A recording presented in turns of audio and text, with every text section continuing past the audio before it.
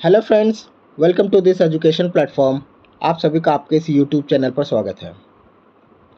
तो फ्रेंड्स, हमने अपने लास्ट क्लास में कुछ टर्मिनोलॉजीज़ के बारे में पढ़ा और समझा, और मैं आशा करता हूं कि आप लोगों को पहली क्लास अच्छे से समझ में आई होगी। और अगर कुछ भी डाउट हो या फिर नहीं समझ में आया हो पहली क्लास, तो मुझे कमेंट बॉक्स पर कमेंट करके मुझसे पूछ सकते हैं। तो चलिए आज हम उस टर्मिनोलॉजीज़ को फर्दर कंटिन्यू करते हैं। तो जो आज का पहला टर्म है वो है एब्जॉर्बेंसी या फिर एब्जॉर्प्शन।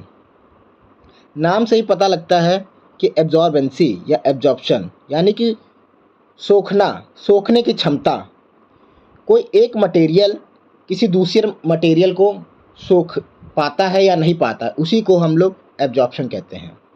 तो हम लोग अगर देखें कि एब्जॉर्बेंसी होती क्या है, तो the ability of one material to take up another material, यानी कि किसी एक मटेरियल की सोखने की जो क्षमता होती है वही एब्जॉर्बेंसी कहलाती है। अब मैं आपको एग्जांपल ही दे देता हूँ कि जैसे हमारे पास कपड़ा है ये हमारे पास कोई कपड़ा है, इस पर पानी की कुछ बूंदें गिरी तो वह पानी की बूंदें उस कॉटन फैब्रिक पर एब्जॉर्ब हो जाती है, यानी कि उस मटेरियल पे यानी कि उस फैब्रिक पे कोई गुण है जो दूसरे मटेरियल को एब्जॉर्ब कर ले रही है, तो वही एब्जॉर्बेंसी कहलाती है।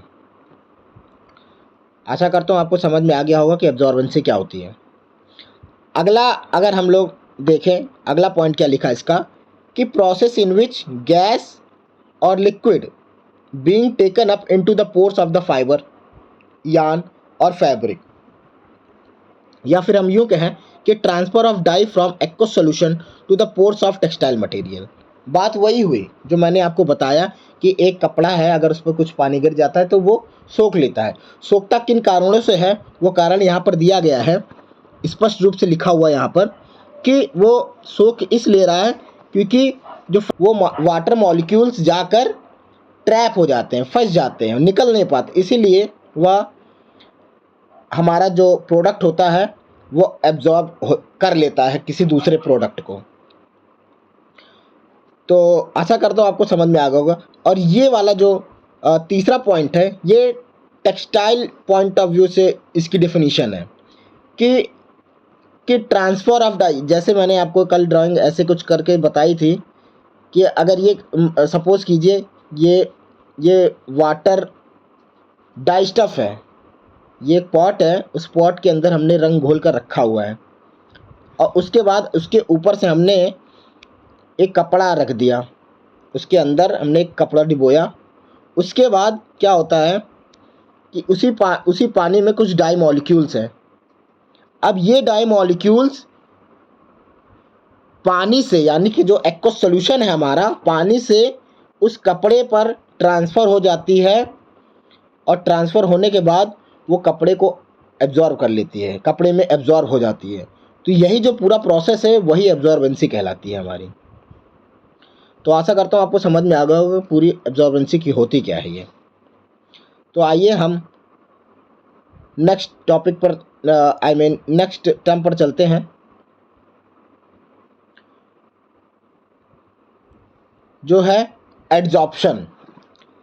अभी मैंने आपको एब्जॉर्प्शन बताया कि पानी का पूरा सोख लेना ही एब्जॉर्प्शन कहलाता है, और यहाँ पर जो एड्जॉर्प्शन है ये ठीक उसके विपरीत है।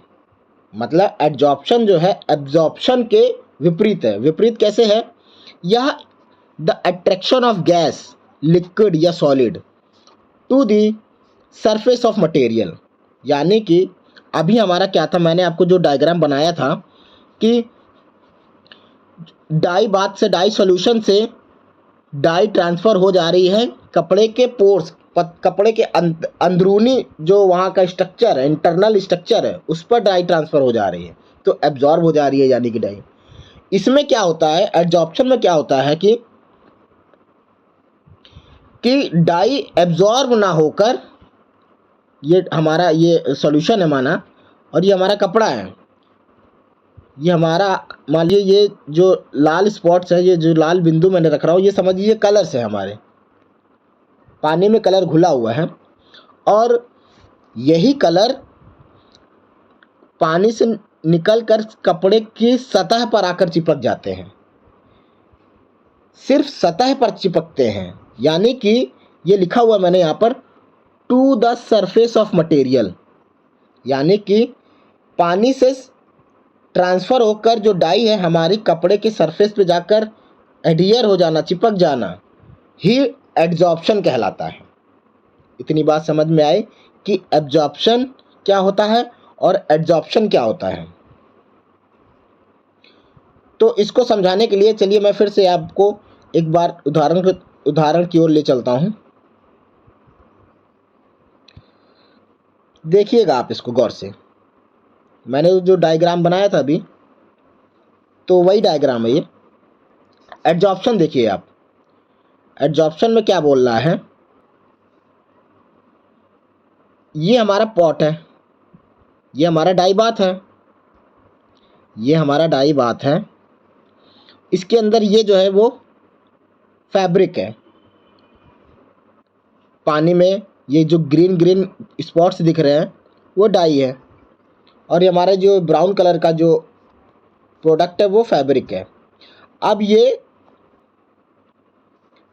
जो हमारी डाई है सिर्फ कपड़े के ऊपर आकर चिपक जाती है तो वो एड्जॉर्प्शन कहलाती है, और जो डाई है वो कपड़े के ऊपर पहले चिपकी और उसके बाद कपड़े के अंदरूनी स्ट्रक्चर्स पे, पोर्स ऑफ द फाइबर के अंदर जाकर वो फंस जाती हैं, ट्रैप हो जाती है, तो वो एब्जॉर्प्शन कहलाती है।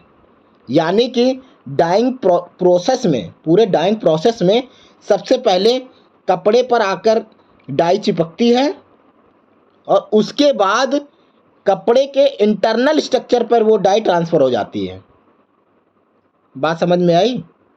जैसे कि सबसे पहले क्या होता है कि हमने एक बाथ सेट किया, उस पर डाई घोला रंगाई के लिए। अगर मुझे कोई कपड़ा रंगना है तो मैं क्या करूँगा, सबसे पहले पानी लूँगा, पानी में मैंने डाई कलर डाला, उसके बाद कपड़ा डाला। तो जो प्रोसेस है, प्रोसेस में सबसे पहला जो स्टेप होता है वो होता है कि हमारा जो कपड़ा है कपड़े के ऊपर डाई आकर रुक जाती है, ये रुकी। उसके बाद मैंने यहाँ पर कुछ टेम्परेचर दिया है, यहाँ पर टेम्परेचर दिया, कुछ टेम्परेचर मैंने रेस किया।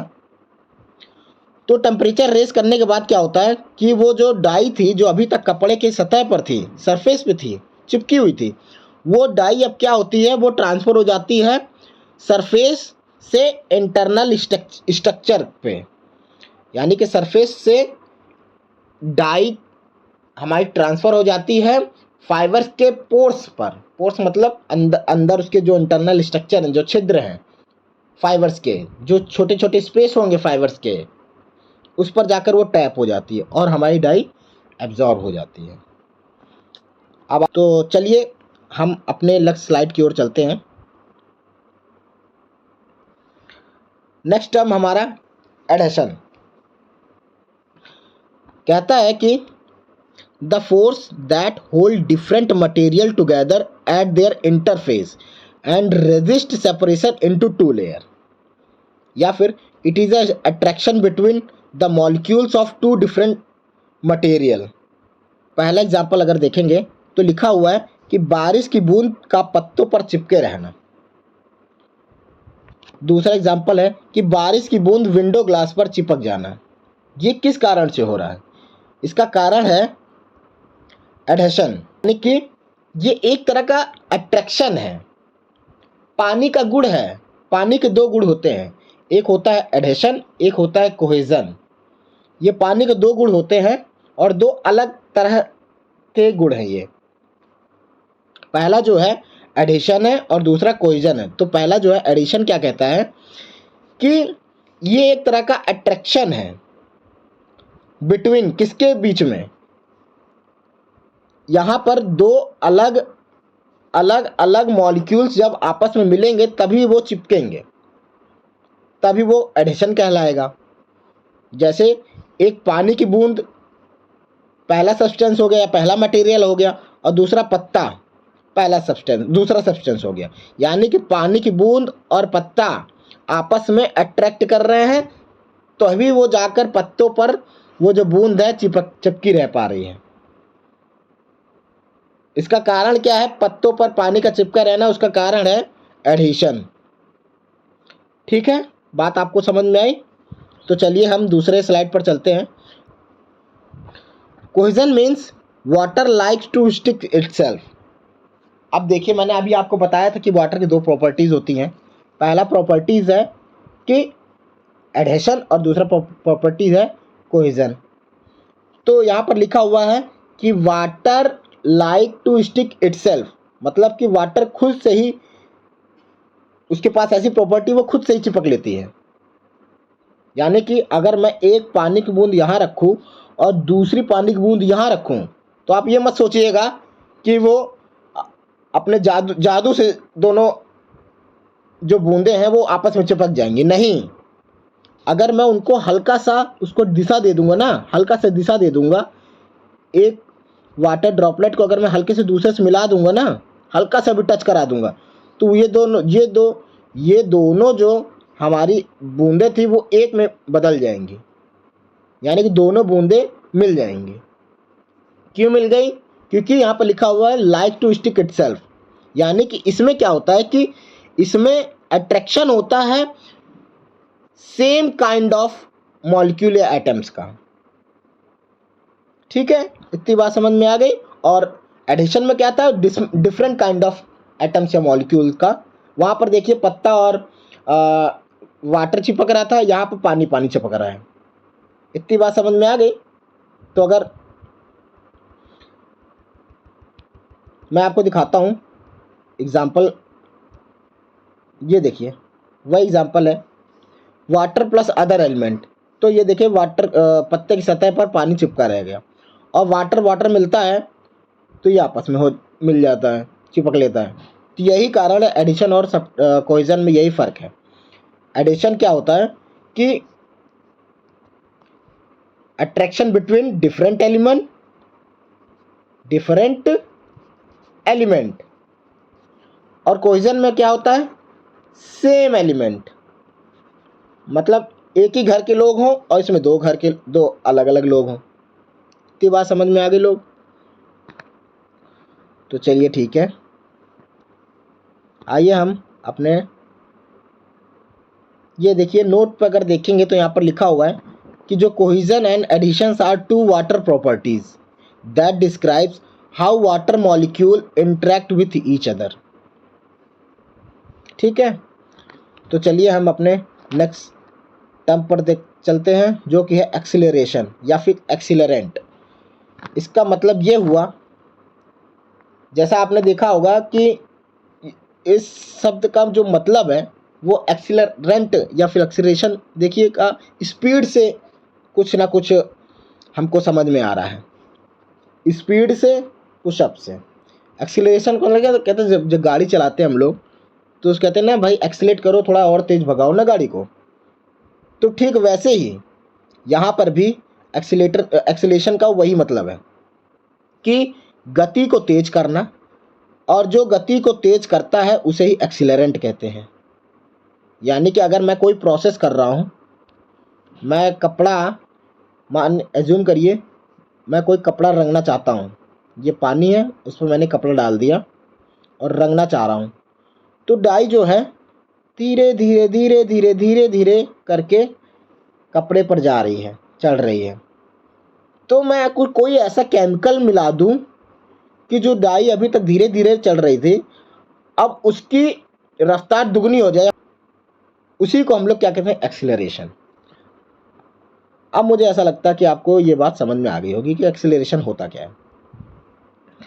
अब जैसे एक्सीलरेशन की एग्जाम्पल, एक्सीलरेंट की कुछ एग्जाम्पल है, NaCl नमक, HCl, Na2CO3, NaOH, ये सब क्या है?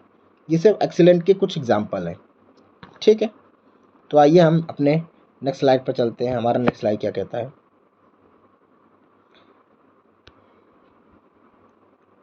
तो नया जो टर्म है वह सब्सटैंटिविटी, जिसका सिंपल सा अर्थ है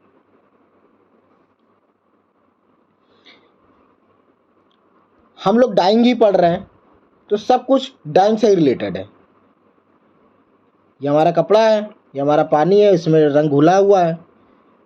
अब यहाँ पर लिखा है एबिलिटी ऑफ डाई, यानी कि इस पर जो डाई पड़ी हुई है, कलर जो भी पड़ा हुआ है, जैसे मान लीजिए कलर है, पिंक वाला कलर है, इसमें लिखा ability of dye to go from dye solution, ये हमारा जो पानी का सोल्यूशन है उसी में तो डाई घुली है, डाई सोल्यूशन से फाइबर पे चढ़ना ही हमारी सब्सटैंटिविटी कहलाती है अंडर सर्टेन डाइंग कंडीशंस। इसका मतलब ये हुआ कि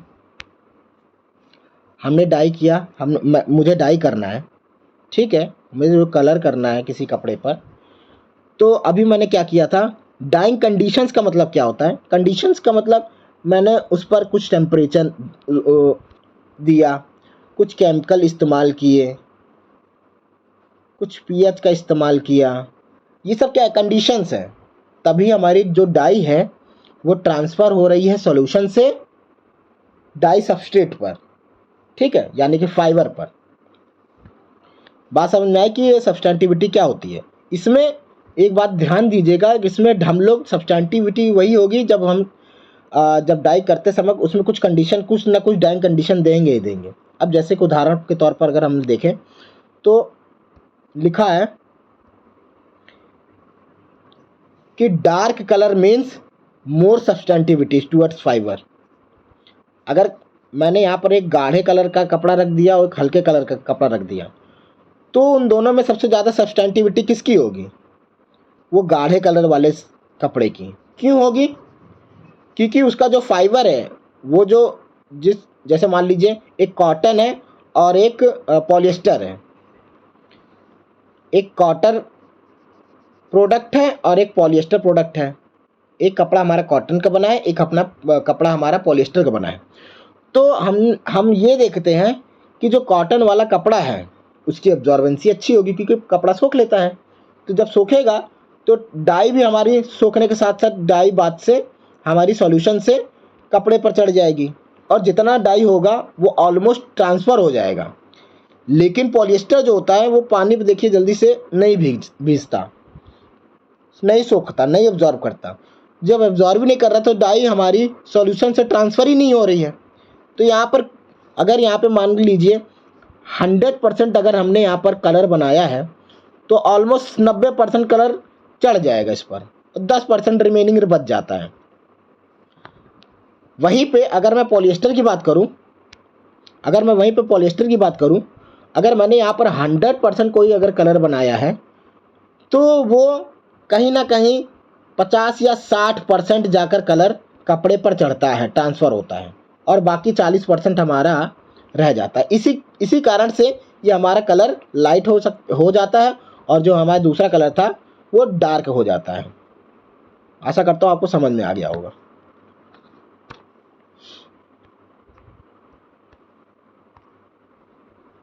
अब एफिनिटी क्या है? एफिनिटी और सब्सटैंटिविटी एक ही जैसा है। मान लीजिए एक ही है। सब्सटैंटिविटी में क्या हो रहा था कि हमारी जो डाई थी वो सॉल्यूशन से कपड़े पर ट्रांसफ़र हो जा रही थी अंडर डाइंग कंडीशन। यहाँ पर एफिनिटी में ऐसा क्या है?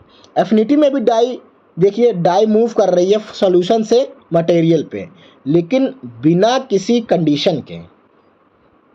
यानी कि अगर मैं इसका उदाहरण दूँ आपको, तो हम लोग के घरों में आपने देखा होगा, ये देखिए यहाँ पर लिखा हुआ नील या उजाला। हम लोग क्या करते हैं, घरों पे जो डाई लाते हैं वो नील या उजाला होता है ना, ब्लू रंग का, और वो एक तरह का ऑप्टिकल ब्राइटनर है।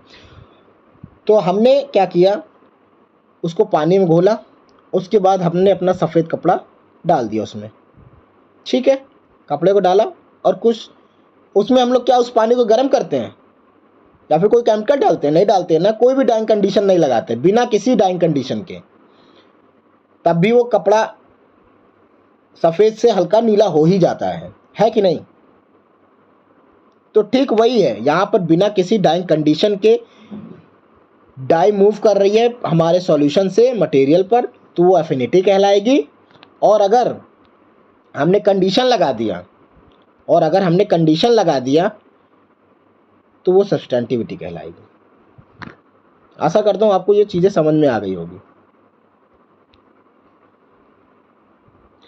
तो चलिए हम अपने नेक्स्ट स्लाइड की ओर, जो है एग्जॉशन।